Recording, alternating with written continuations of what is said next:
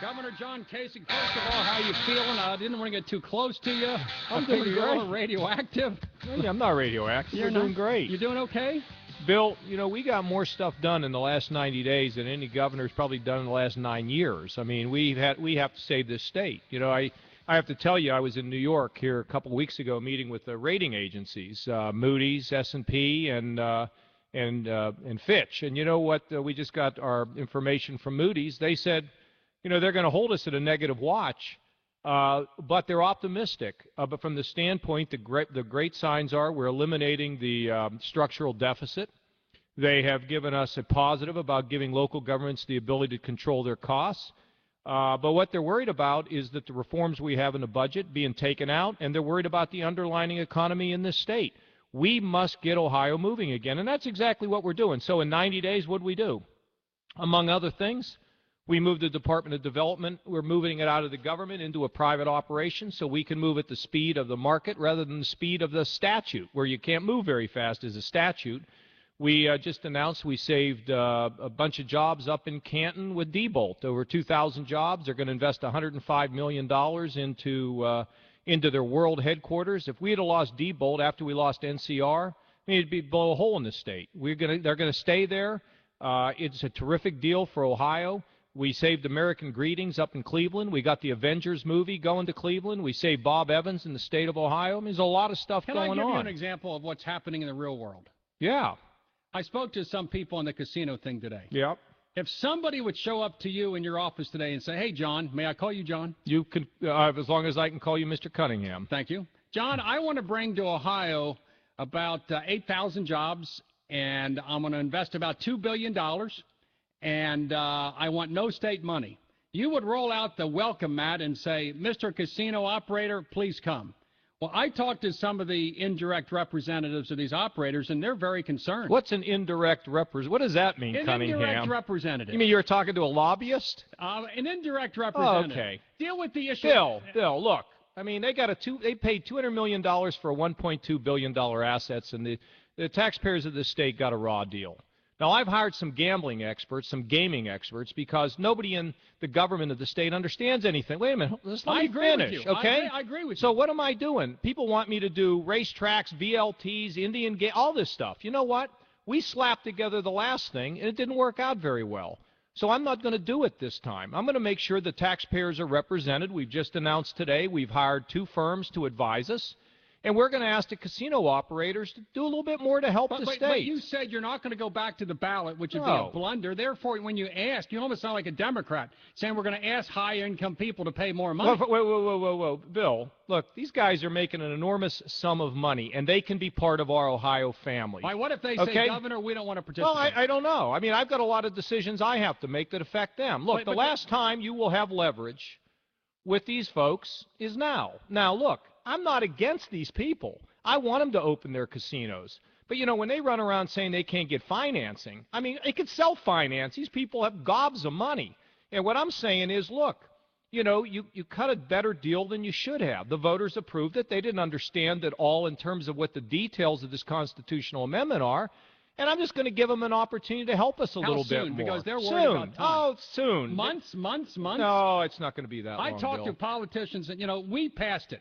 Hamilton County, we passed it. Without Southwest Ohio, it didn't happen. Bill, would you like to have a little bit money out of them to help the state, or are you against it? I'm in favor of getting $200 million and 33% of the revenue. Right, so you're against anything else they might be able to do to help us in a difficult time? Huh? There's one guy I know. A deal's a deal. We made the deal. Well, you know what? I'm not violating the deal. I'm just going to ask them, you know what? How do they want to be treated on their cap tax? They want to be taxed up front or on net? What do they want, gross or net? Okay? These are net. They want net. Okay, well, maybe, but that's not in the Constitution. Well, the point no, the point of it is, let us take our time. We have a difficult economic situation right now. And let's just slow down and get this done right. Bill, I'm not out to do them in. I'm going to ask them for some more help. And guess what? Then I have to decide a bunch of other things, like whether we're going to do VLTs. I've hired experts, Bill, because I'm not going to make a decision like they have in the past where they didn't know what they were doing. So if they can step up and help us, it'll help our schools, it'll help our communities, it'll help the state. That's all we're going to have a The conversation mayor with. tells me, the county commissioners tell me, we've had a year and a half of waiting. We passed this darn Bill, thing I've been in office for 90 days. This should have been done last year under Strickland. But it wasn't. It wasn't. So I'm now going to get it done the right. You're delaying Bill, jobs. let me tell you. First of You're all, the guy delaying it first right of now. all, no, you know what? I don't buy it. You are. No, I don't buy it. No, I think they're playing a game, and they're trying to rush me into decisions that benefit them. Look, Bill, you trying to tell me they can't get financing? You gotta be kidding Yeah, me. they can. But yeah, of course they can. They don't want to order the steel until they know what the building looks like. Bill, I've made it clear to all of them. How about this deal? Wait a minute. I've made it clear to all of them that we are going to treat them fairly. And look, there's a lot of decisions that get to be made. There's a lot of things they want, okay? If they want a bunch of things that the government's going to give them, then they ought to be participating as a full partner in this. Can we I settle hired this? hold on. I got two people in here, two firms, who have great expertise, and they're just going to say, and we're going to get moving on it. We will. You know why we couldn't move any faster? Because doing RFPs and hiring independent people takes time in Ohio. You know why? Because we move at the speed of the statute. That's why I want Jobs Ohio, so that it is a not-for-profit organization. And look, our track record in 90 days is pretty darn good when it comes to retaining companies in this state. Most of them were walking out of here. We have lost more jobs in the last 10 years than every state in America except for California and Michigan. And we are now beginning to head in the right direction. Now, let me tell you, my trip to New York with Moody's, you want Moody's to give us a lousy credit rating? No, Do you know what bad. that means to this state? So just high interest stay costs. cool, Bill. Can I ask Willie, you this question? Stay cool. Can I ask you this? It's April 15th, April 14th. Yeah. It's been a year and a half. We got the darn thing passed. The people of this community passed it. Nobody else did. We got steel companies. We got labor unions. Got the NAACP. We got Claremont County. I had the commissioners on. You cut them 25 to 50% of their contribution from state to local governments. They're anticipating the gambling revenue is going to make up the difference. Bill, Bill, you know what? I thought you were a conservative. I am a conservative. No, you're not. Governor. No, you're not. Yes, I am. You are a wolf in conservative. sheep. No, you're not. And, you know, I can prove it to you. Prove it. Because now you're saying that I ought to continue to support revenue sharing. Even the federal government got rid of revenue sharing. I'm going to call your buddy Hannity and tell him you've gone left on him. I have not. You have gone Don't left say on that him. to me. Hey, first of all, not. let's talk about the local governments, okay? They're angry about that. Angry about losing. Yeah, because Republicans. You know what, Bill? Look, here's the bottom line. If this state does not eliminate its structural imbalance, keeps taxing and spending, we're going down, my friend. How did we keep these companies here? We offer them incentives. You know what that means? It means we lower their costs. Now, what I'd rather do is, instead of picking one-offs here and helping this company and that company, I'd like to lower the cost for everybody in this state.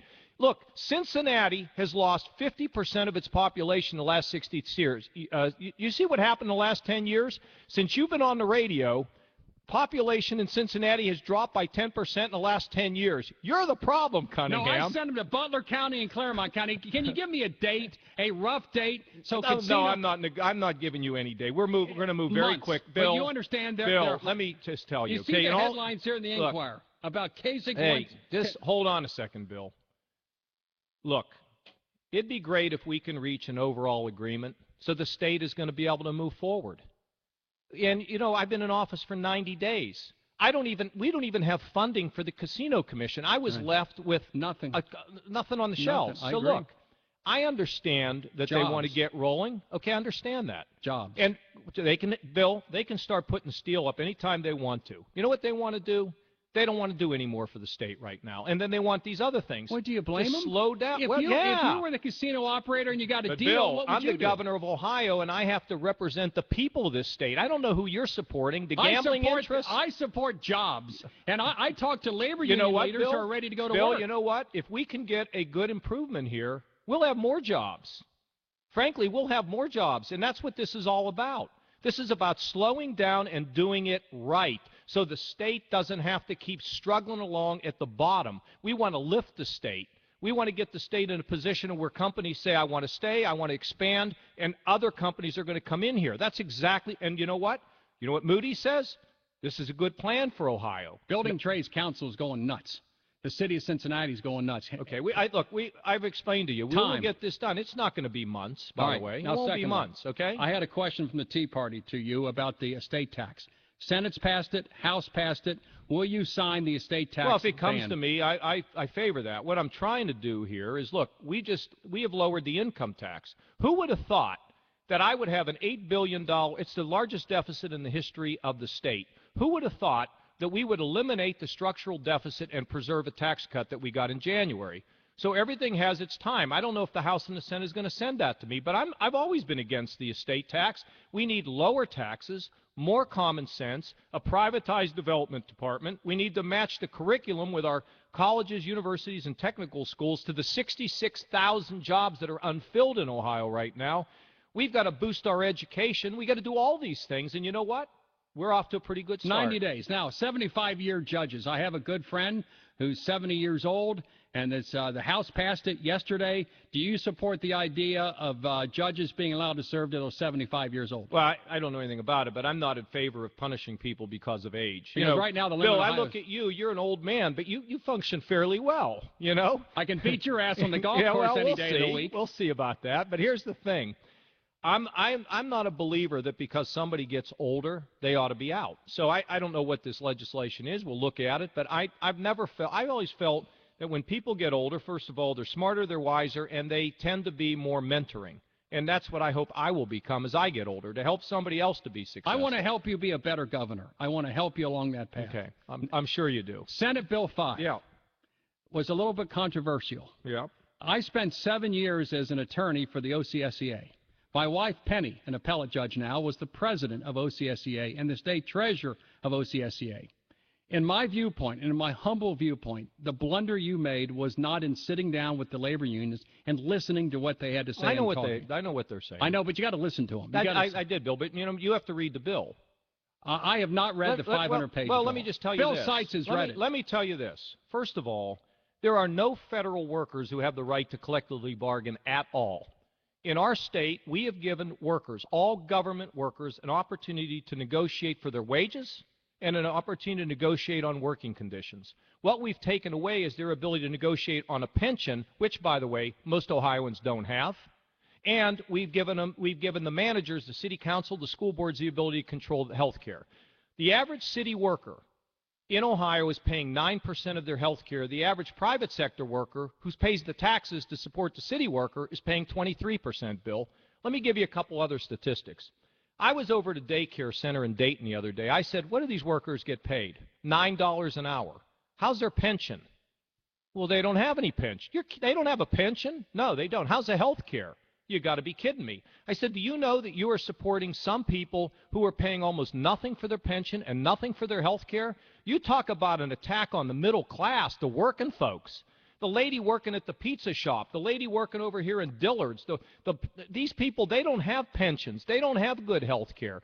So what we're trying to do is not take this away from anybody, but to balance it out so that the government worker is in a closer position to where the private worker is. That's fair for Ohio. What do you say to the school teacher? I talked to school board presidents and members, Madeira, which is close by, a guy named Kramer, who's a superintendent, high achieving, and he's very concerned about how much are they going to get from the state, which is our tax dollars going to Columbus. Yeah. How much are we going to get back? Okay, let's talk about that. First of all, we try to give that superintendent the tools he needs to be able to manage his costs. You know, there's this thing called binding arbitration. Did you know about this? I know. I don't like binding arbitration. Wait a minute, Bill. You must like it. I don't like it. Well, you know what I do like? I like the presiding judge in the court of common pleas determining between the two. You know what? I don't like imposing it. You know what, Bill? Imposing it on who? It's the city council, the elected city council, the elected mayor, and the school board. What are you talking about? Well, the bottom line is, wait a minute, Bill. They will decide. Look, if they want to give more wages, they can do that. But, you know, some of our pension systems are in trouble in this state. Our schools are in trouble. So what are we trying to do? We're saying to the schools, first of all, share services with other school districts, share services with other local governments, so you can buy together, you can share employees, you can do lots of things. And then I'll give you the tools to control the cost of running your school. You know what's happened in many urban areas? As enrollments declined, the amount of staff has gone up. Cincinnati, that's okay. happened. Now let's talk about your guy. There is no school district in the state of Ohio who will, when you take into account federal, state, and local dollars, would lose more than 7.9%. You know what most of them are losing? 4 or 5. Now, Bill, we have an $8 billion structural deficit. We can't raise taxes. We'll drive more companies out of here. So we've given them the tools, and we're saying to them, in this next year, it's pretty tough. Some of these districts are going to be in a position of where they're going to break even. Right. And so that's pretty fair. Now, let me tell you what else we want to do. We want to say over time that we want to pay teachers a lot more money based on performance, Bill, based on performance. We want to develop the criteria based on some testing and based on peer review, principal review, and parental review. We want all government workers to be paid on the basis of performance. Now, that may be a radical idea with a former conservative, but I think it makes sense. That's the way we do things in the private sector. Your good friend and fellow Republican Bill Seitz said, if the Reds and the Pirates play tomorrow night and the umpires don't show up, the Reds shouldn't take the 23rd, 24th, and 25th player in their roster and make them the umpires. The umpire cannot be the guy part of the management team. Bill, you know, I don't even know what that is. I don't even understand what that means. But let me explain this to you. When we elect a school board, when we select a superintendent, when we elect a mayor, there's some things they ought to decide on behalf of taxpayers. Now, it is not unreasonable to say, and I've supported it, I put it in the bill, that they should be able to collectively bargain on wages and they should be able to collectively bargain on working conditions. But, Bill, do you know today how many people have a guaranteed benefit package? Doesn't happen. It doesn't happen. Okay, Doesn't they have it. Okay? How many people are not getting decent health care? Their health care costs are going up, and they don't. Bill, there are places in government now where there are actually government workers who pay nothing for their or either nothing or very little for their pension and their health care being picked up by the lady working over there at Dillard's. Now, she doesn't know that, Bill. And when you say we're turning it over to elected people, you want to turn it over to a judge? A judge. Because the management team that makes the offer should not be the team to decide what it is. Bill, we're talking about people who get elected by taxpayers to run a community, and you don't want them to decide this? I want an independent judge. Okay, well, fine. I think Bill Seitz, that's your fellow Republican, is Bill Seitz. Okay, well, you know what? He's the guy that if that's your only problem with this, fine, we can disagree on that point. But I think that I've heard that you've said that this is an attack on working people. No, we want working people who are out there with no pension, limited health care, to be represented now in this state, and to balance out with the pressure they're under, including the 9+% of Ohioans who don't even have a job, and asking people who are government workers to pay a little bit more for their pension and pay a little bit more for their health care. You explain to me what's wrong with that, Mr. Cunningham. I'll give you my view. If you would have sat down with the unions, you would have gotten 50, 60, 70% of this. And I fear, as a taxpayer, this thing's going to go down in November, and you're going to get nothing. Okay, Bill, then you ought to be telling them not to have it go down. And let me tell you this. You see, you wanted to know whether John Kasich was going to come in here and change the culture of this state. I was in Washington and was the lead architect of the last balanced budget we had. You know what we didn't get done? We didn't change the culture.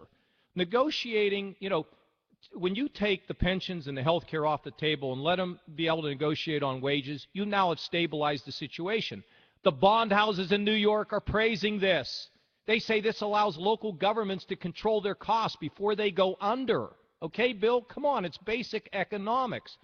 And again, there were some people didn't want any collective bargaining for wages. And I said, no way, we're putting that in there. That's not reasonable. Originally, there was no collective bargaining. I said it's not acceptable. I like collective bargaining. I like talking. I like sitting down with people. I do too. But you know what? If you're going to negotiate, Bill, when you negotiate your contract at WLW and you negotiate your contract with a TV where you're going to be a big TV star, there are certain things you don't negotiate, okay? And there's certain things you do. So all we've done is limited the scope of negotiating, and who's going to decide the rest of it? The people we elect. Do you have any Next question, Cunningham. Do you have any questions for me? Why don't you ask me a question? I want to tell you. Wait a minute. What's happened to you? Well, nothing's happened to me. I say, Cunningham, I love collective bargaining. That's what I say. And that's fine. I want to make you do a better job. I'm trying to make you better. Bill, let me tell you one other thing. We come in with an $8 billion deficit, and you haven't heard much pushback. We're reforming Medicaid. You know what we're doing? We're saying if mom and dad qualify for a nursing home, they can stay in their own home. That's the first time, and we put a lot of money to let that happen. We got rid of the politics, okay? We said we're not going to cave into one special interest. We've said that if you have mental illness, we're going to help you be coordinated with your physical problems so we save money. We're saying we're going to coordinate people's care and create a medical home. We're saying we're going to solve the problem of violence in our prisons by combining a public and a private system and by reducing the sentencing so we're not locking a guy up who's in prison for 6 months next to a guy who's in there for 30 years. It'll save us money. Public will be safe. It'll be good. We're saying we're going to take a dilapidated liquor department and move it into Jobs Ohio so we actually have the power to be able to go out and create jobs, because the liquor profits should be used to attract jobs, not to expand government. We've reduced the GRF by 2/3. You know, the 2/3 of it has lower spending. Why? Because the state has been mangled and mismanaged for so long. Bill, we've eliminated a structural deficit, preserved the tax cut, preserved the help for the disabled, the mentally ill, the people most vulnerable, given tools to local communities to deal with this, saved a bunch of companies that wanted to leave Ohio, got ourselves in a position where we're providing a privatized development operation so we can move at the speed of the market, not the speed of the statute, and we're beginning to align the curriculum in technical schools, community colleges, and universities to the 66,000 jobs that are needed out there. Give me 90 days. Governor, I wanted you to grow. I want you to be better. You got great potential. But you do too. I would say this: jobs, jobs, and That's jobs. right. And those jobs are waiting to be built at Broadway Commons. And don't stand in the way of those people that want to give us those jobs. No, I'm not going to do that. And I'm also going to, at the same time, not do that. I'm going to stand up for the taxpayers of this state. Do you have any questions? So your superintendent down here might get a few Steve more Kramer, bucks. He may get a few more bucks. Maybe the gaming people ought to give him a few more bucks, huh? Governor, thank you. All for right. coming. Do I have any questions for you, Cunningham? Give me some questions. Give me something tough, because I've thrown you some softballs here. You know what? It's always fun to be with you, Bill. And how's the ratings? You're not judged on the basis of performance in this job, are you? I get bonuses, and we have a 13 share. You get a bonus for doing a good job. And I had 4 times the listeners of Rush Limbaugh. 4 times. I'm calling Rush and telling him. Tell him. 4 times. Is that right? That's true. Good. True. What's your secret? Talking to average working people, the common schleps, and making sure they have a job and a way out of the hole. When I talk to Building Trades Council and they want to get to work, they perceive that you're stopping them from working. Okay. That's what they perceive. Yeah. I'm not saying it's real. Yeah. I'm saying you heard what I said. I know. And 8 months ago, we were ready to go and get this thing built, and Strickland didn't do it. You know, the last guy put VLTs in the budget and counted it, and it drove us way in the hole, and they didn't know what they were doing. And then we get this gaming thing, and the state gets a measly amount of money. I mean, do you see how we you can't, Bill, there's an old saying, you may have heard this, haste makes waste. And so we're going to move expeditiously. Haste. Because we got to get going. Bill, we are getting going, and we have a lot of good things happening, and we'll get this all resolved. And you know what? The quicker they can come and tell me how they want to help be part of our Ohio family, quicker we can get this done. Thank you, Mr. Willie. See ya. Governor, thank you. 700 WLW. JosephAuto.com. An important message from the lawn desk. The weeds we call dandelions are here, and they are anything but dandy. These twisted, greedy lawn destroyers steal nutrients and suck away precious water. To add insult to injury, they turn into puffballs, spreading thousands of seeds across your lawn, coming back worse than before. We don't call that dandy. We call that insanity. That must end, and end it will with Scott's Turf Builder Plus 2 with weed control. It kills dandelions and other major lawn weeds, but it doesn't stop there. Turf Builder Plus 2 does 2 jobs at the same time, feeding your lawn with the good nutrition it needs to fill in where dandelions were. Now is the time to use Scott's Turf Builder Plus 2. It's guaranteed to knock out dandelions and other tough weeds, or your money back. And that, fellow homeowners, is dandy. That concludes this Lawn Desk Alert. Scott's, official lawn care company of the Cincinnati Reds. Cool. All right, now, Billy Cunningham, the great American for Joseph Buick GMC on Colerain Avenue. I ran into the king himself, Richard Joseph, and he alerted me once again that they're moving in approximately 30 days. And why are they doing that at Joseph Buick? Because of one reason. Too many sales are taking place. They need more room. And they do not want to move 500 cars down the street. So now's your chance, with a ginormous moving sale underway, to see my friends Bittner, Palmieri, and Richard Joseph. Nobody, but nobody, is going to sell you a brand brand new Buick or GMC for less money than Joseph Buick GMC on Coleraine. 700 WLW. CarX brakes are on sale from $89.99 installed and with a lifetime guarantee. Call your CarX man. That's CarX. On the hour at 30 past, and when news breaks, 700 WLW.